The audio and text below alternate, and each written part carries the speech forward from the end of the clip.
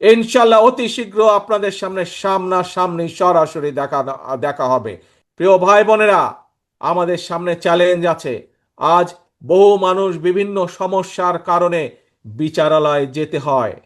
বিভিন্ন পর্যায়ের বিচার ব্যবস্থার কাছে বহু মানুষকে যেতে হয়। সেটি জমির সমস্যা হোক, বিভিন্ন বিষয় সমস্যা হোক, পারিবারিক হোক, সামাজিক হোক, বিভিন্ন ব্যবসা। কিন্তু আমরা দেখছি কিভাবে বিচার ব্যবস্থার জটিলতার কারণে, দীর্ঘসূত্রিতার কারণে বছরের পর বছর সাধারণ মানুষকে কোর্টের বারান্দায় ঘুরতে হয়। আমাদেরকে এই ব্যবস্থার পরিবর্তন করতে হবে, যাতে করে মানুষ দ্রুত বিচার ব্যবস্থা পায়, দ্রুত বিচার পায়, দ্রুত সুরাহা করতে পারে তার সমস্যার সমাধান। প্রিয় ভাই বোনেরা, আপনাদের সামনে আমি এরকম কতগুলো চ্যালেঞ্জের কথা আজ তুলে ধরেছি। এরকম আরো বহু চ্যালেঞ্জ আছে আমাদের। এই চ্যালেঞ্জগুলো আমাদেরকে মোকাবেলা করতে হবে। কৃষির চ্যালেঞ্জ আছে, কৃষকদেরকে সঠিক সময় বীজের ব্যবস্থা করতে হবে, কৃষকদেরকে সঠিক সময়ে আমাদের সার পৌঁছাতে হবে, কৃষির উৎপাদন আমাদেরকে বাড়াতে হবে।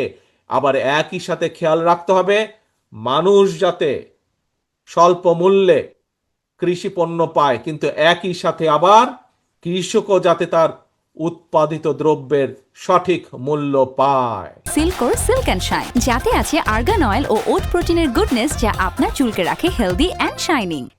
ভাই বোনেরা, বিগত এক যুগ ধরে স্বৈরাচারের শাসন আমলে এই দেশকে ধ্বংস করে দেওয়া হয়েছে। আপনারা যখন মানুষের কাছে যান, মানুষ এই জন্যই আপনাদের কাছে জানতে চায়, কারণ মানুষ বিশ্বাস করে যে একমাত্র বাংলাদেশ জাতীয়তাবাদী দল, একমাত্র আপনাদের প্রিয় দল বিএনপির পক্ষেই সম্ভব ধীরে ধীরে এই দেশকে আবার গড়ে তোলা।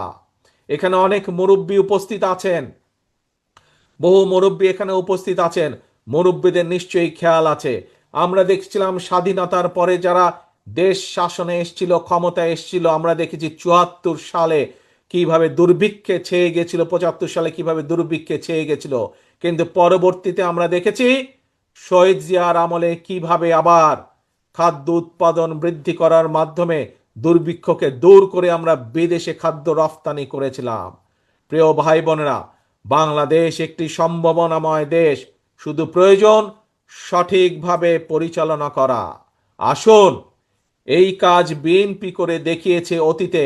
ইনশাল্লাহ আমরা দেখেছি কিভাবে দেশনেত্রী খালেদা জিয়ার সময় বিভিন্ন পদক্ষেপ গ্রহণ করা হয়েছিল, কিভাবে দেশের শিক্ষার্থীদের, বিশেষ করে মেয়েদের শিক্ষা ব্যবস্থা কিভাবে বিনামূল্যে করে দেওয়া হয়েছিল। এরকম অনেকগুলো ভালো ভালো পদক্ষেপ নেওয়া হয়েছিল।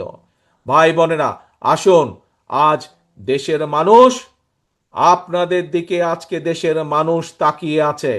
দেশের মানুষ আজ বিএনপির দিকে তাকিয়ে আছে, দেশের অধিকাংশ মানুষ, যে বিএনপি দেশকে সঠিকভাবে পরিচালনা করবে।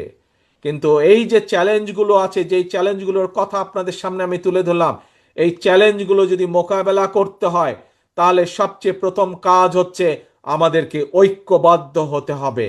বিএনপির সকল নেতা কর্মীদেরকে ঐক্যবদ্ধ হতে হবে।